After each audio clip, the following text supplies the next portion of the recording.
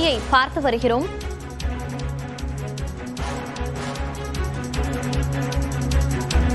கரூர் கூட்ட நெரிசல் பலி தொடர்பாக விசாரிக்க வருகிறது தேசிய ஜனநாயக கூட்டணி குழு. கூடுதல் விவரங்களோடு இணைகிறார் நமது செய்தியாளர் சுசித்ரா. சுசித்ரா, விவரங்கள். கரூரில் அரசியல் கூட்டத்தில் ஏற்பட்ட கூட்ட நெரிசலில் சிக்கி சுமார் 40 பேர் உயிரிழந்த விவகாரத்தில் என்ன நடந்தது என்பதை ஆய்வு செய்வதற்காக தேசிய ஜனநாயக கூட்டணியுடைய விசாரணை குழு என்பது அமைக்கப்பட்டுள்ளதாக அக்கட்சி அதிகாரப்பூர்வமாக அறிவித்துள்ளது.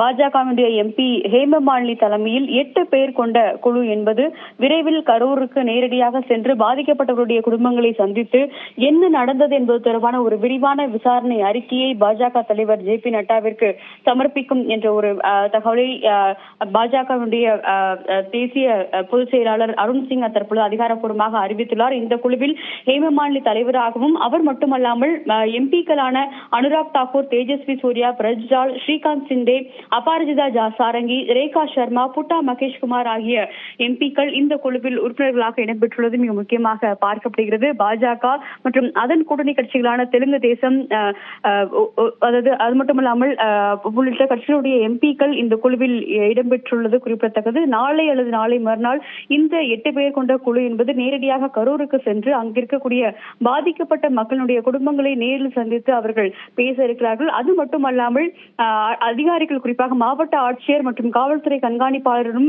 நேரில் சந்தித்து என்ன நடந்தது என்பது தொடர்பான பல்வேறு கருத்துக்களை கேட்டு அந்த ஆய்வறிக்கையை அவர்கள் விரைவில் JP நட்டா சமர்ப்பிக்க உள்ளது குறிப்பிடத்தக்கது.